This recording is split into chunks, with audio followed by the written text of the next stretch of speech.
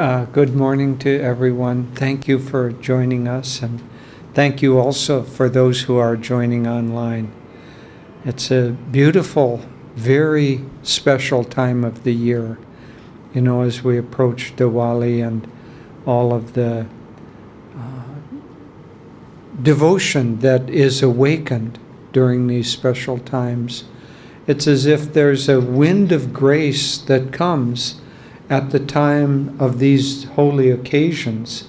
And if we can attune ourselves to God and to our inner aspirations during that time, that wind of grace that is coming from the mass consciousness of everyone, even the person who would consider themselves not at all spiritual, at this time is at least thinking about Diwali, at least thinking about maybe it's only receiving presents because his mind, her mind is clouded, thinking of oneself, but at least there's a spiritual atmosphere around it. And so as many, many thousands, millions of people, billions of people really, are turning their consciousness during the holy season toward God. If we do that at that time, there's a kind of a group magnetism that helps us. But it's important that especially, I'm going to ask again, please suspend mobiles.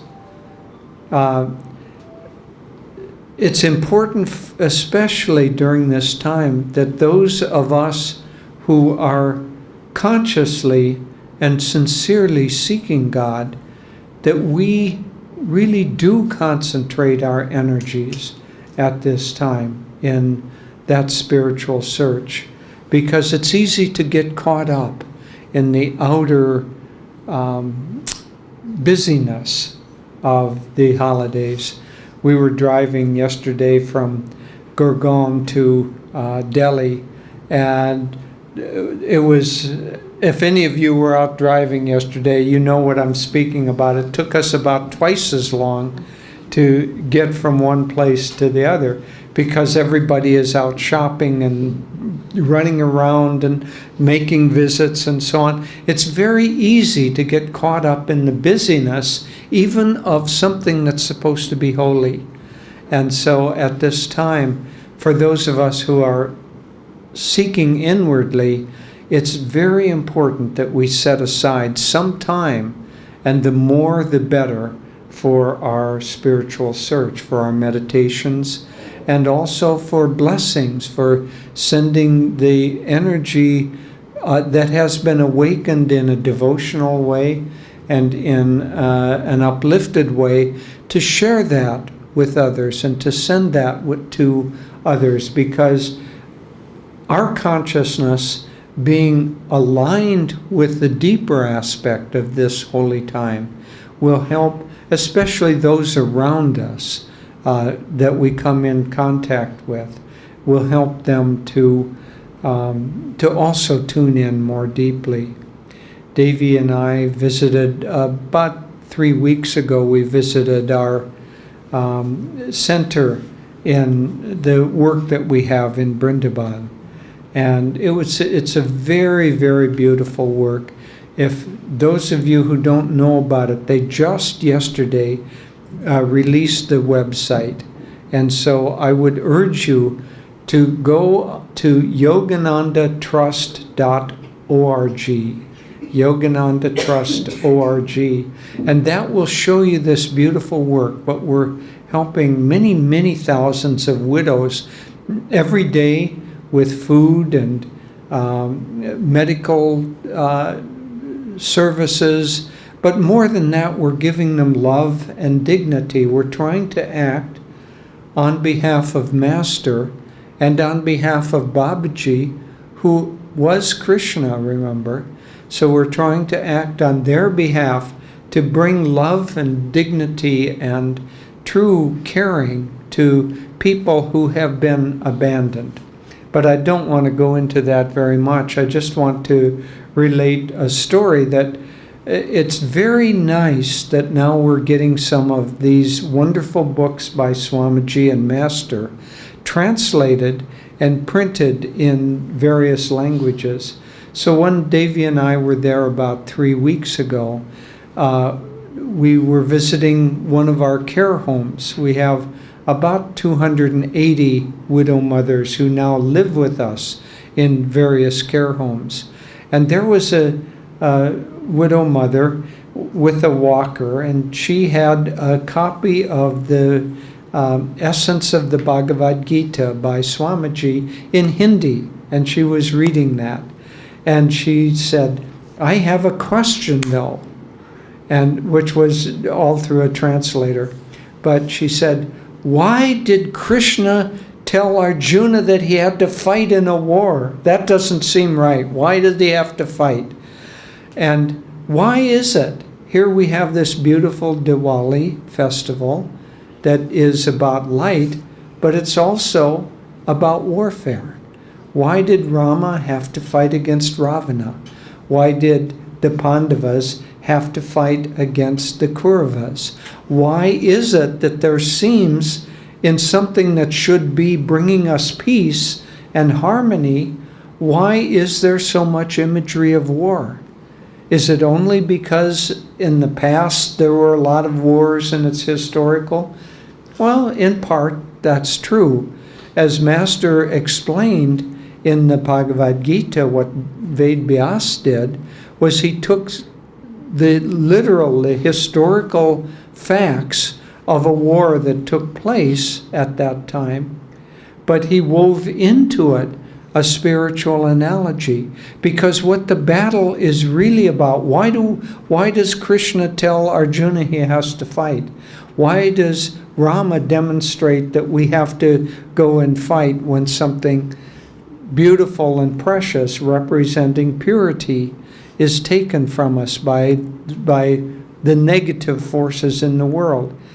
It's because it's all symbolic that the battle is an inward battle. And the light that we speak of really is an inner light. And so God tells us that if we're on the spiritual path, then we have to go to battle, not against outward forces. That's where the mistake. See, all of the whole problem of Maya, the whole difficulty that we get in, is we take the inner things and we express them outwardly. And so we need to conquer our own sense of ego. And that is a very pure and very central part of the spiritual journey. And so if we understand that the battle is against our own ego, then it's spiritual. But if we project it outward and we say, we have to conquer the people at the work, I have to climb up over everyone else, I have to advance, I have to get more money, I have to go faster, I have to cut these people off when I'm driving. If we express outwardly the sense of conquering, then it becomes worldly.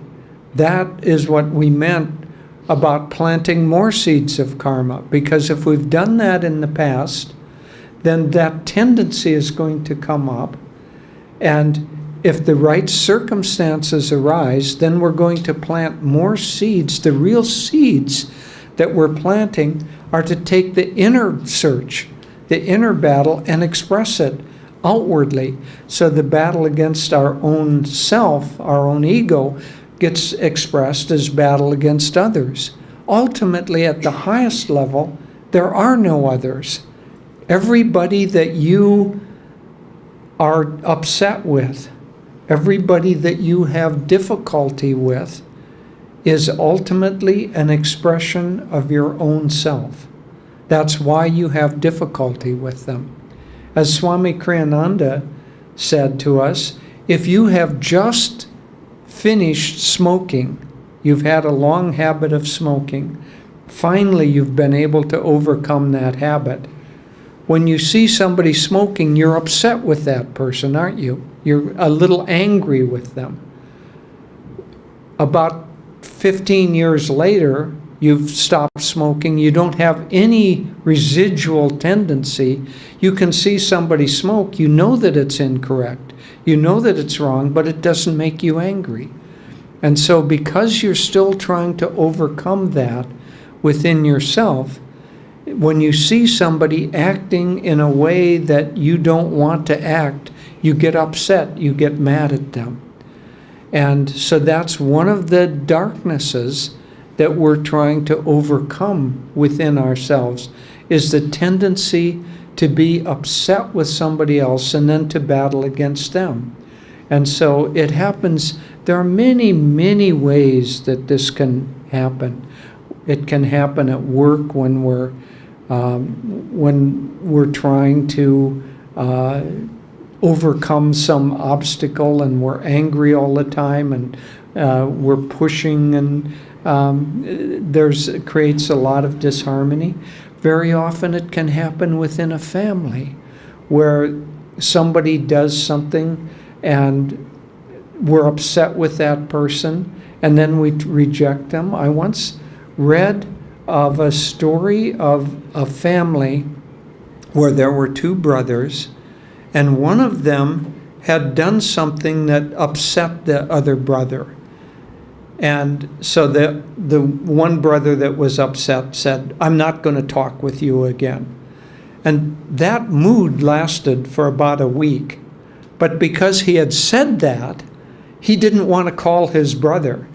And because the brother had been told that the other one didn't want to talk with him, he didn't want to call the brother either.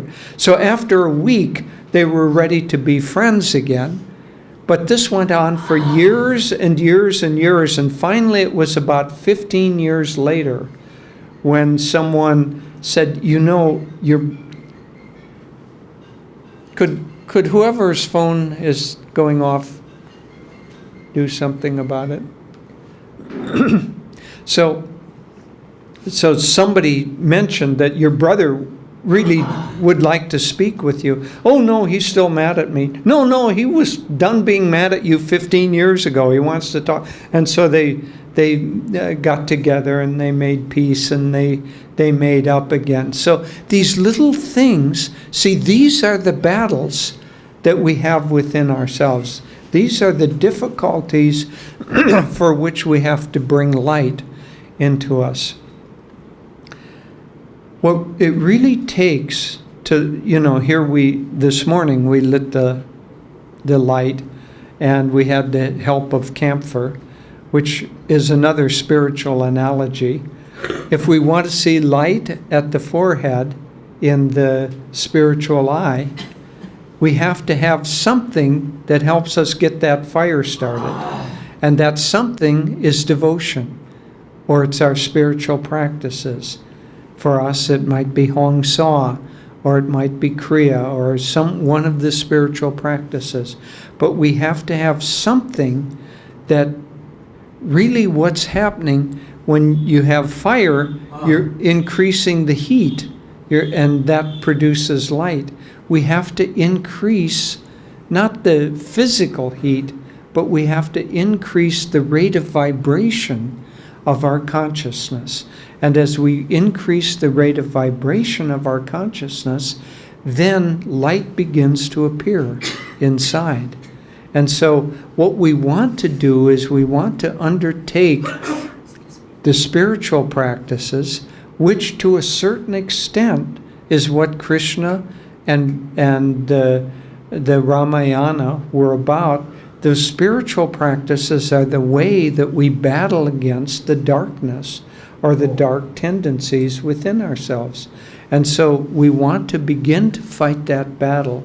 And as we fight that battle, as we use these techniques, as we offer up the tendencies, as we offer up greed or jealousy or resentment or whatever the tendency is that's holding us back, might be fear or anxiety, could be any of many, many different tendencies.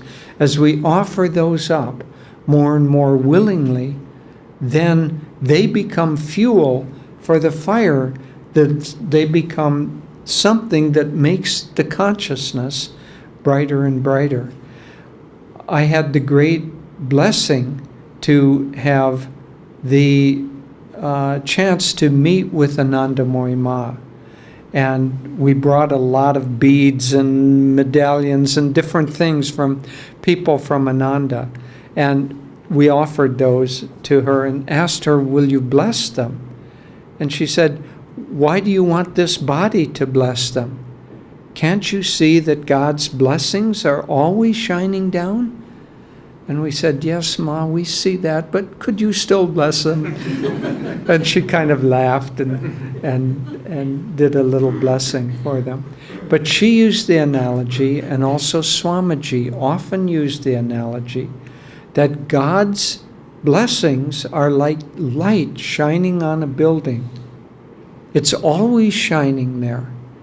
But if we have the shutters closed, that light won't come into the dark room of our consciousness. So our job is not to create the light. That's already created.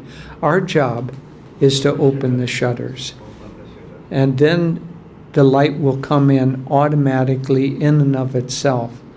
And so that's what our spiritual practices are. So we don't create the light, but we have to welcome the light, because the light will be blocked if we turn away from it. If the light is coming in that direction and I turn in this, well, the altar is there, so bad analogy, but you understand. If you turn away from the light, then you don't see the light. If you turn partly toward it, you see it some. If you look at it full, it will bathe you. And when you do that, that light will come in and it will change your consciousness. And so during this beautiful holy time of Diwali, the festival of light, it's our job to turn more completely toward the light and let that come in, and it will come into all the nooks and crannies of our consciousness. Master, I'll just end with this. Don't think of yourself ever as a sinner. Don't think, oh, that light can never change me. I've done so many dark things, or I've had this tendency, I've held on to it for such a long time, I can't ever change it. Master said that you can have a room that has been in darkness for 1,000,000 years, and as soon as you bring a candle into that room, the darkness vanishes just like that. Oh. And so no matter what you think you may have done or that you can't overcome, if you allow God's light to come in, it will change you very quickly. Oh.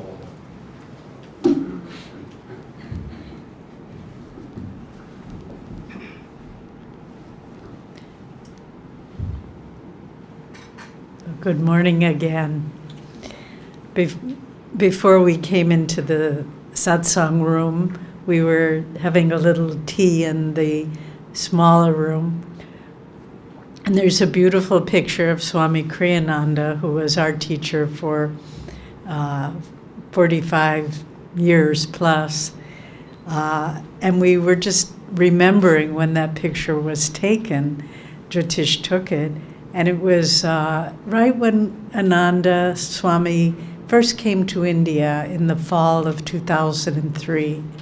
And we needed a picture for a lecture Swami was giving. And so he pronamed and Jyotish took the picture.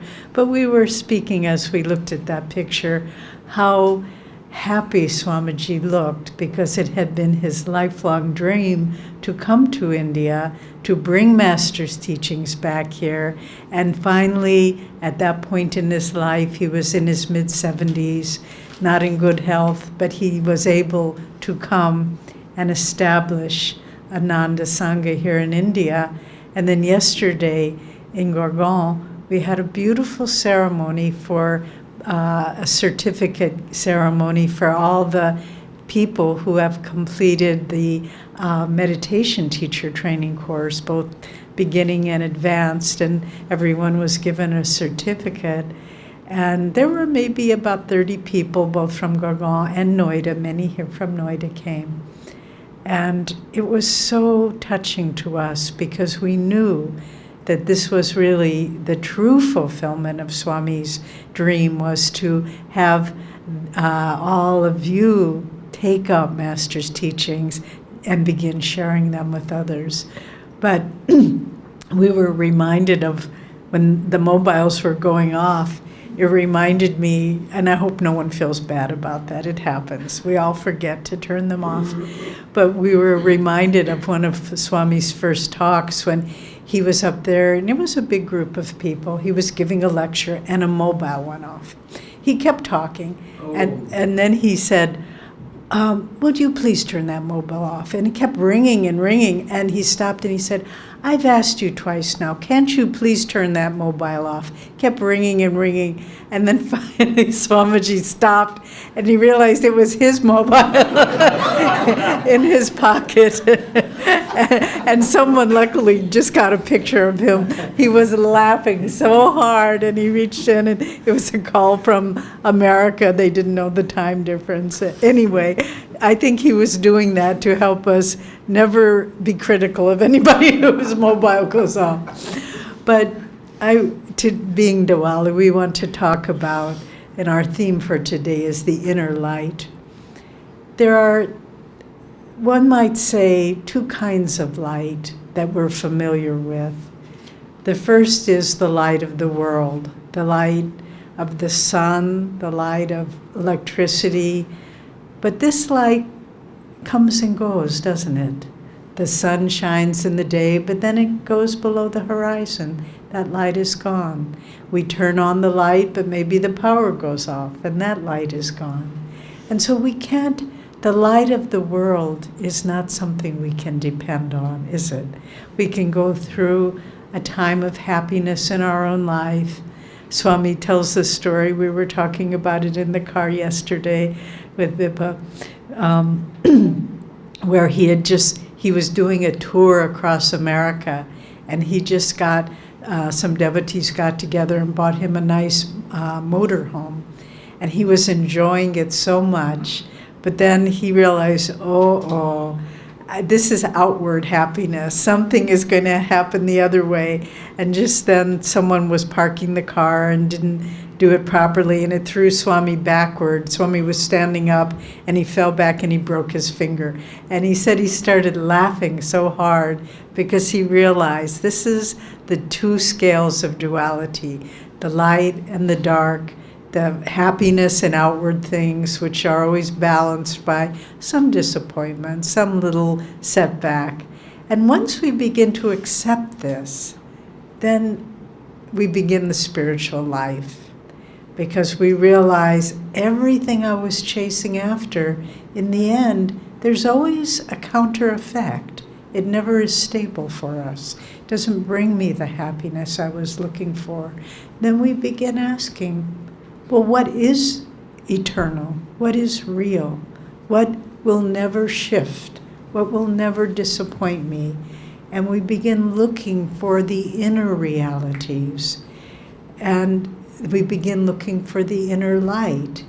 And Master talks so often, he speaks of, I believe it's in first chapter of Autobiography, where he's a little boy meditating, and all of a sudden his room becomes filled with light.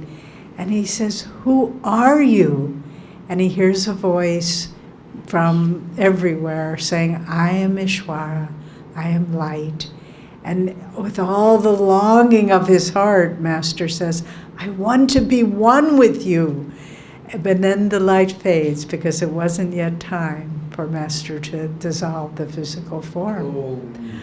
But in this, and then again, there's a beautiful, beautiful episode later in Autobiography.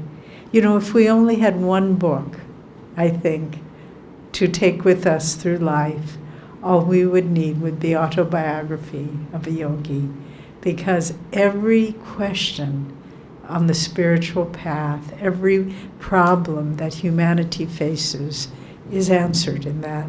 But so Master begins having this vision.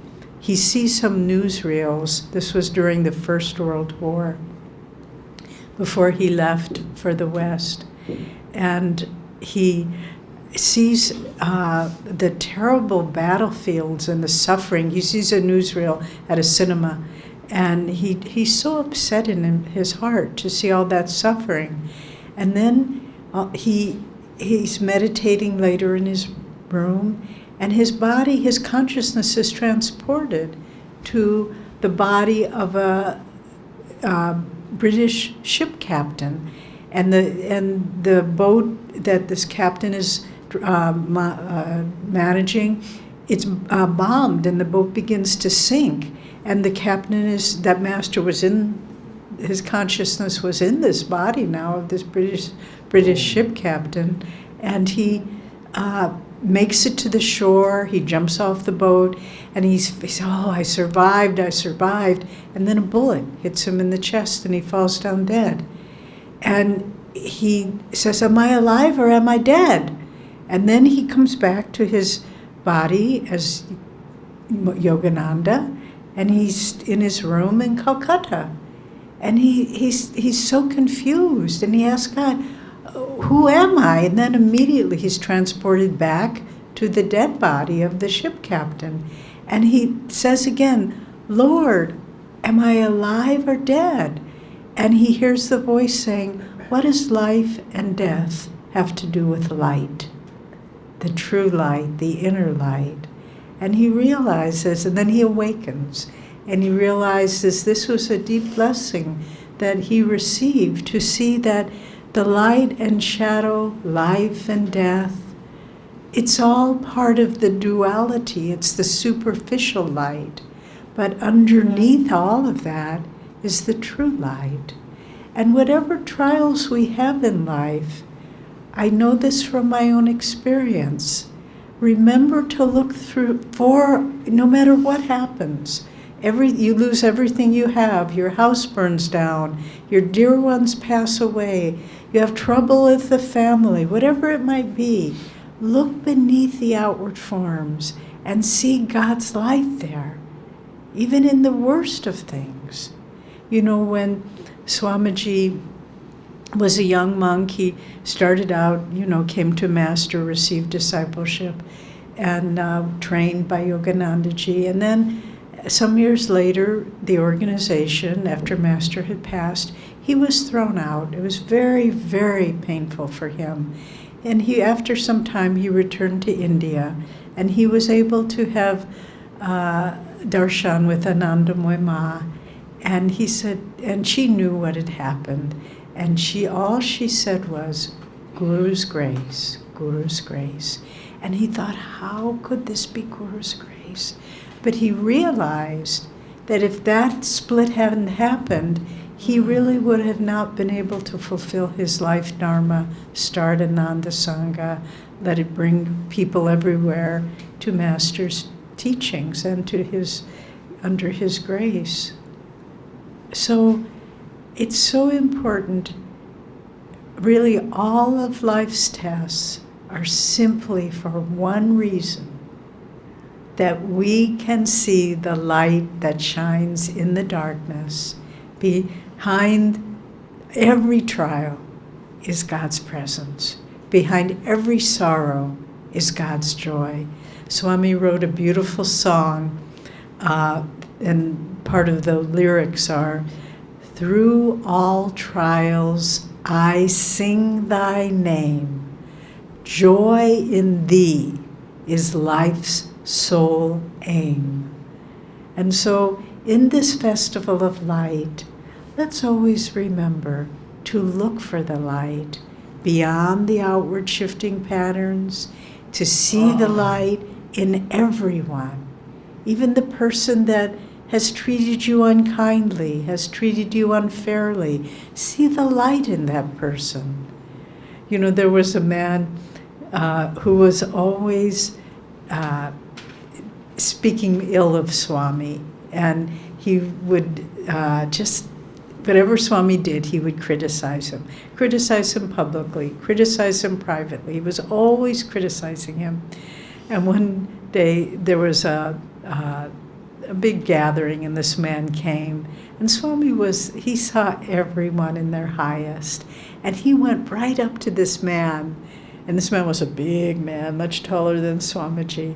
And he went right up to him and he said, "You know, I could be the worst person in the world. I could be the devil incarnate. But it's not your problem. Why worry about it?" And this man was so surprised that he would be that way. He was saying, live in joy. Don't live in looking and criticizing other people. And the man, actually, he moved out of the area then, and we never heard from him again. But if Swami had confronted him and saying, "Why are you saying all these things against me?" he would have just built it up. But he just addressed the light in that man. And when we can forgive each other, when we can see the light in each other, it's such a victory. It's such a victory. And it's so important to forgive each other, accept each other. We were talking yesterday that what if you forgive someone, you've had a difficulty with another person, and you forgive them, but they don't forgive you, then what do you do? And of course, the lovely answer that someone said was, you can say to them, "I forgive you for not forgiving me." So we can always find the light. We can always bring it to the higher level. And even in the life's most difficult moments, if we can find a way to see God's joy shining there.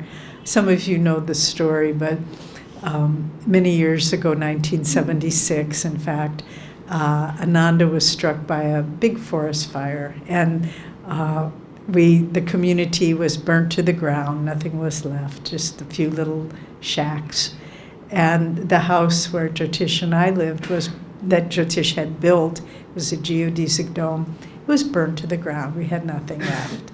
And we had a new child, just a little 10-day-old baby. And so Jyotish had been up trying to fight the fire, trying to save the house. And these forest fires in California, I must say, the heat becomes so intense. It's hard to imagine. But we had a big cast iron wood stove, and it just melted. That intensity of the flame. We had a little a jar of coins, spare coins that we would save, melted. Just the coins, we saw a little pool of metal on the ground, but beautifully enough. And this was, again, God's light. For our wedding some years before, Swamiji had given us these two delicate little porcelain cups, little teacups and tea saucers. When we were going through the ashes, the stove was melted, the coin was melted, nothing was left. We found the little teacups. They were charred, but those, because they had a divine blessing in them. And that's a lesson. That's a lesson. If you look, it's very moving to say, but if you look through the ashes, even of life's losses, you will find that the blessings are always there. They remain, no matter what else you lose. And that's why we live a spiritual life, because we know that everything can be taken and will be taken. We know the inevitability. One day we will all die, as we will have nothing. It would just be little ashes to be thrown into the river, that's all. But what stays with us is the connectedness, the connection with God, the consciousness that we have been able to achieve, to attain, and the light that we have been able to bring into our being.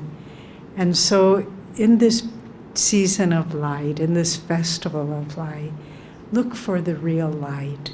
Don't look for the light that will come and go, but look for the light that shines in the darkness.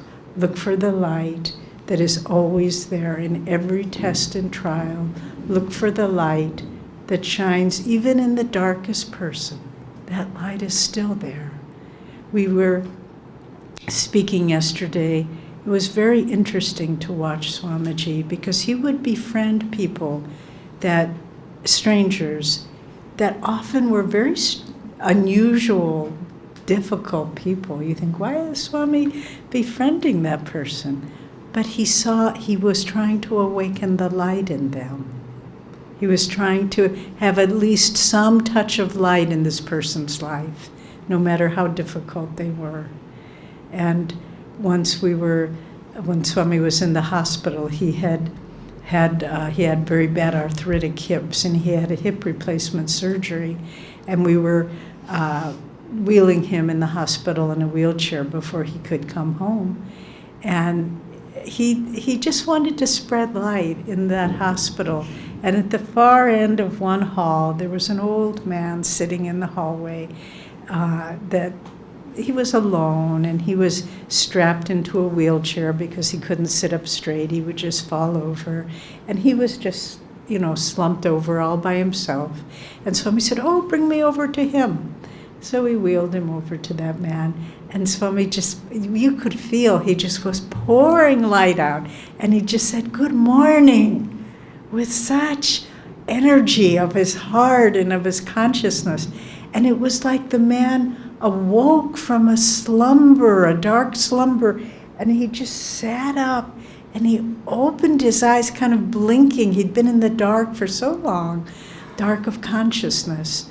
And he looked at Swami and he said, sat up straight. And he said, good morning. It was like a miracle, a little touch of light to a stranger. So in this season of light, give those you love, your presence, your nice new clothes, whatever it might be. But give love to the people that you don't know, the people that no one else loves, the people that you see have a loneliness in their heart, or a pain in their heart, or someone that you have an alienation from. Use this time to give them light and love. Because this is the season of light, and God's light is strong now. Be a channel for that light. Give it to all, forgive all, love all. This is the way of God and Guru.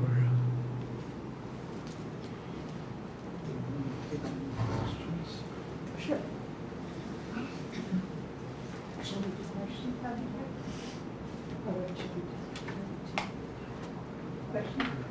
We'll take maybe a few minutes, and if you all have any questions, if not, we'll. But feel free if you have something you would like to ask us. Yeah, I have a question. Okay. I was reading this book, and That's a good book. yes, Yes, show others so that they can read it too. It's the book of our blogs. it's a wonderful book. So in the beginning itself, there's one place where it says that you've written that you were practicing all the techniques, but there was something missing in that. So that's when you've written that I also tried to tune into the power of God's grace. That is what had been missing from my practices, and that ultimately enabled me to be free from that karmic burden. So how do we do that? How do we tune into God's grace, even though we are practicing, but Yeah. So in this blog that Mansi is referring to, I think it's the first one in the book too, that I wrote. I think Jyotish's was before.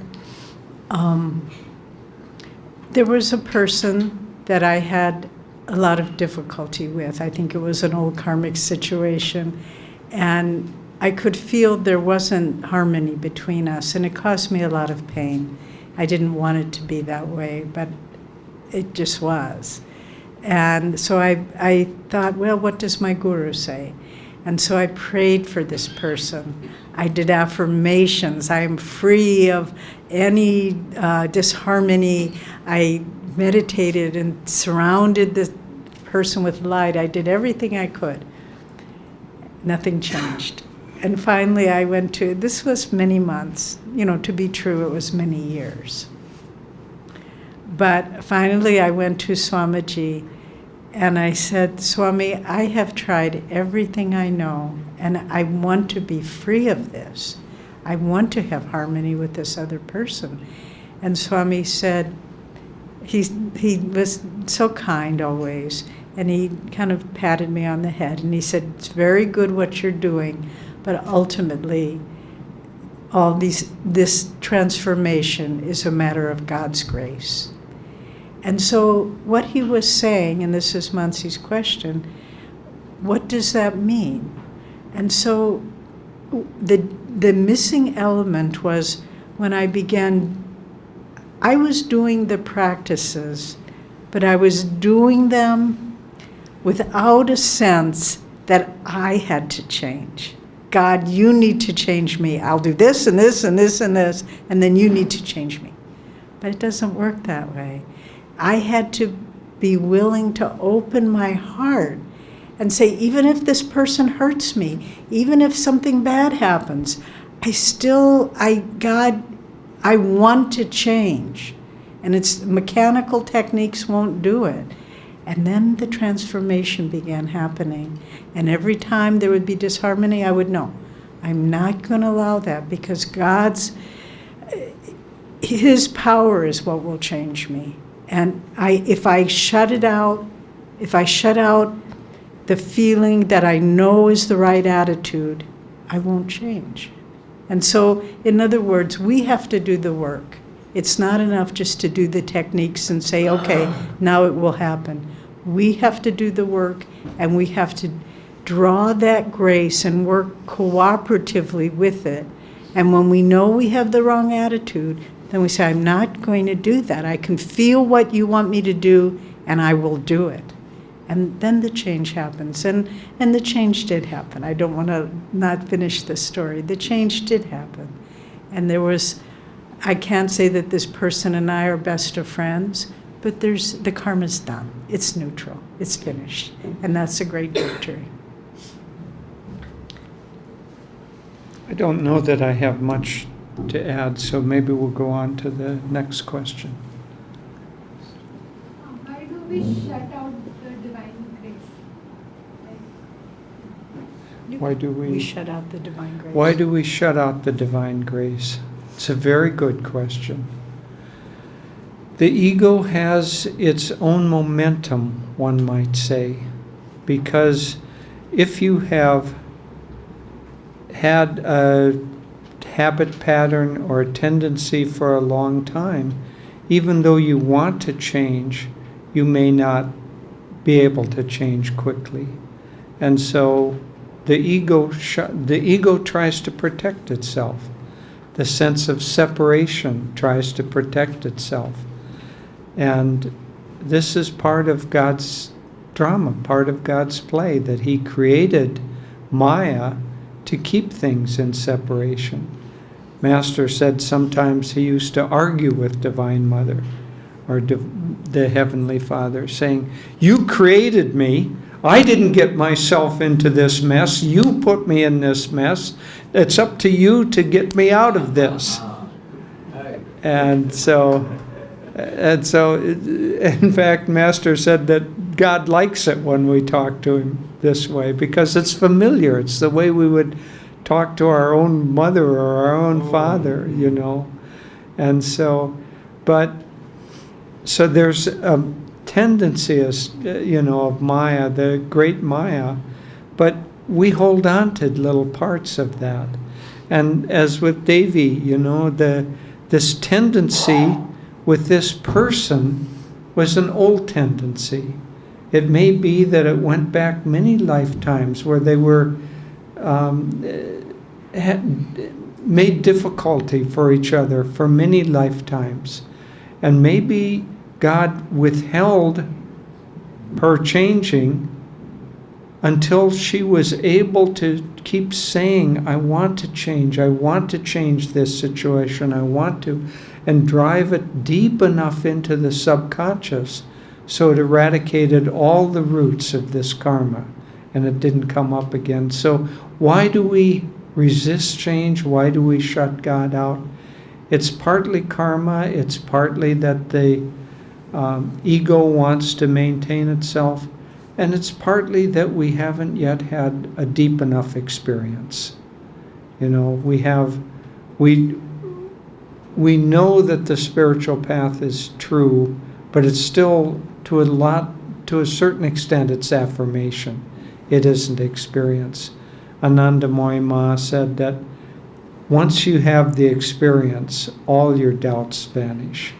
But up until that time, everyone has some doubts about this. So when you have the experience of God's presence, then that tendency to shut him out disappears.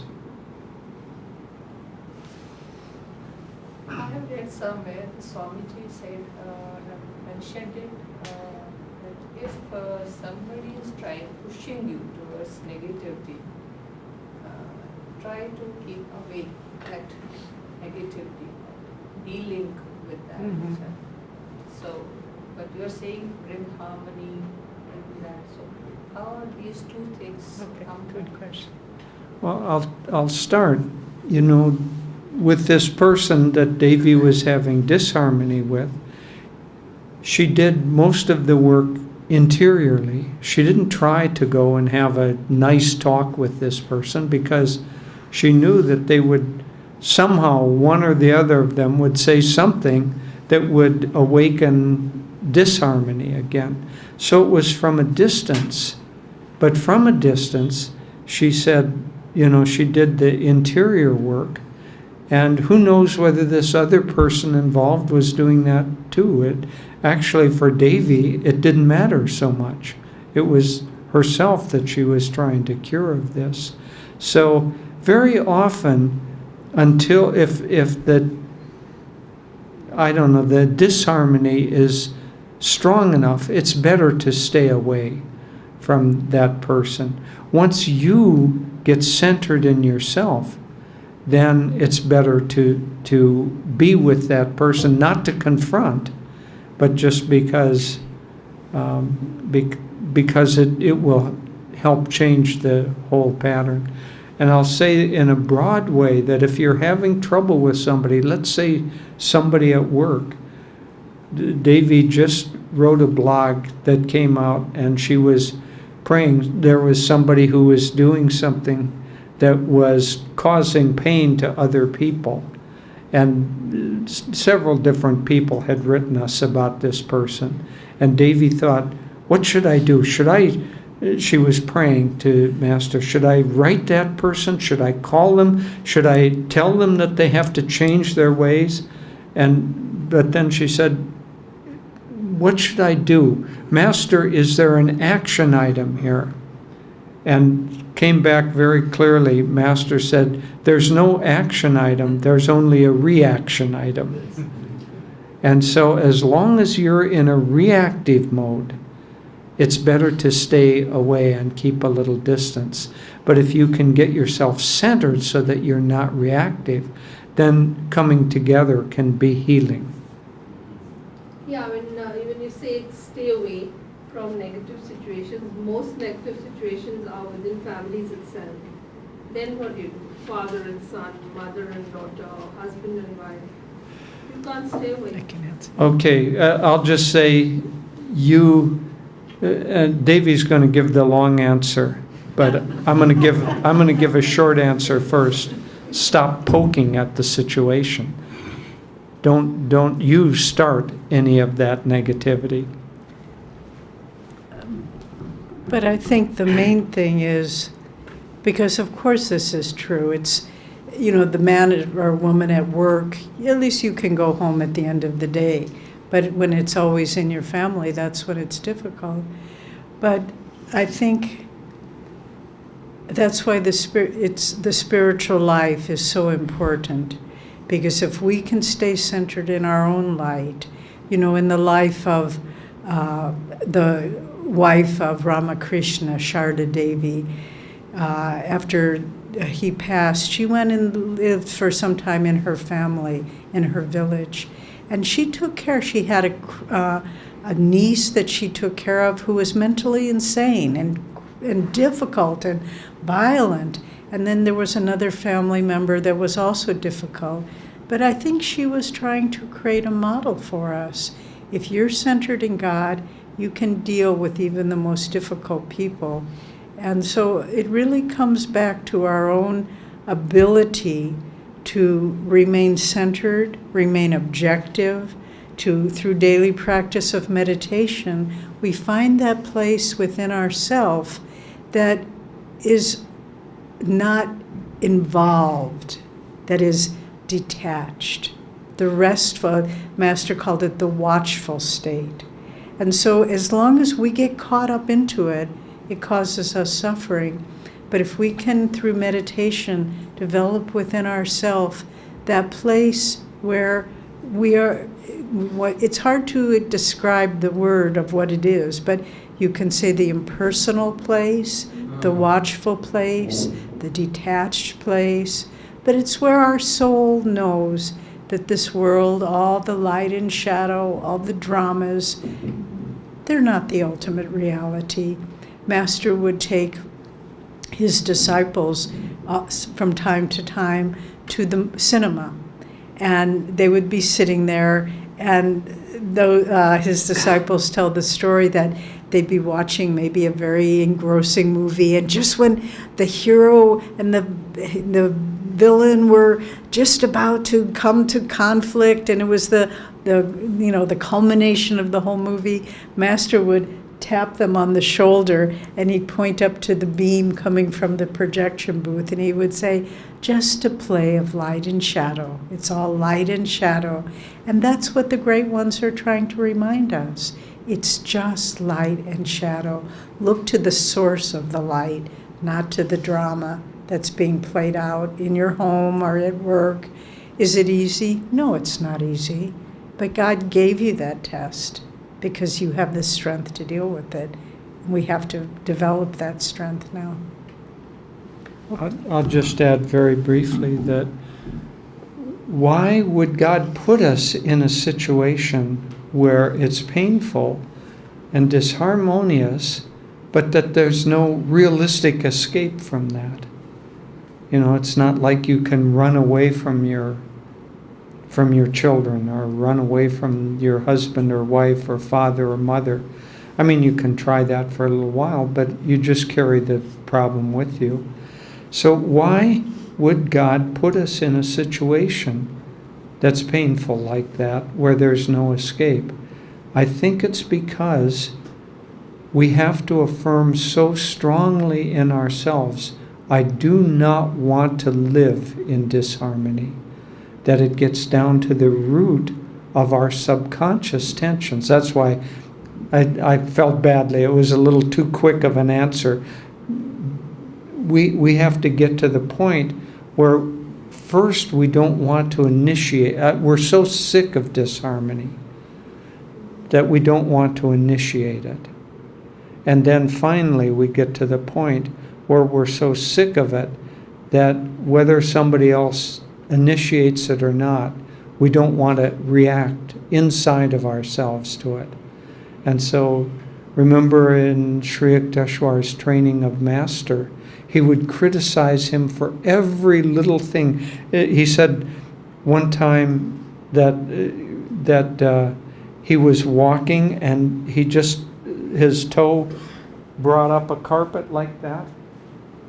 And Sri Yukteswar said, look how clumsy he is in public. Look how clumsy he is. He can't even walk without turning up a carpet. And Master knew that kind of criticism was unfair. But he got to the point where Sri Yukteswar knew that in the future Master was going to come to America, where he would be criticized for many, many things and be in many, many unpleasant situations. And he was just getting him ready for that. So these difficult situations that we live in, and they're very painful often, they're getting us to the point where we just don't want to have disharmony. And we can't always run away from the world. We can't run away from these situations. So we just have to face them until our part in them is completely burned out. And then we'll be free of them forever. And one last thing, and then I think we'll go on to our RT, just in response to this question, because it's something we all can relate to. When we, to finish this story about Sri Yukteswar and Master, when Master stopped resisting Sri Yukteswar's criticism, when he said his ego was fine with whatever happened, Sri Yukteswar stopped criticizing him. So I remember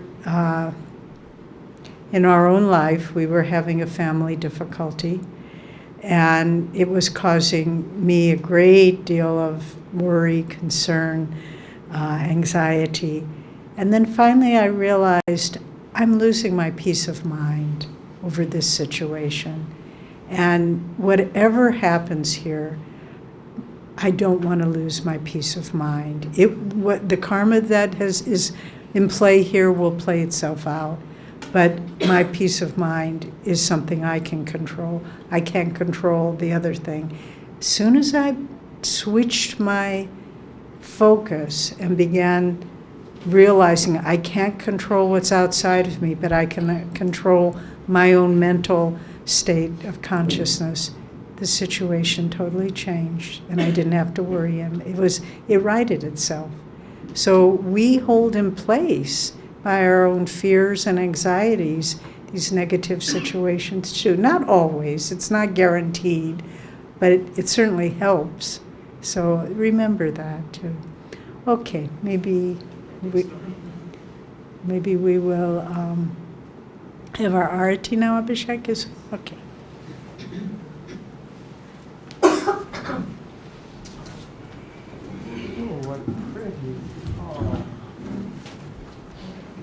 No, you can't see from outside. From inside, that's reflective, and it's all rainbow colors from the light. Oh, yeah. Swami used to love chandeliers just so he could look at the rainbows in the light.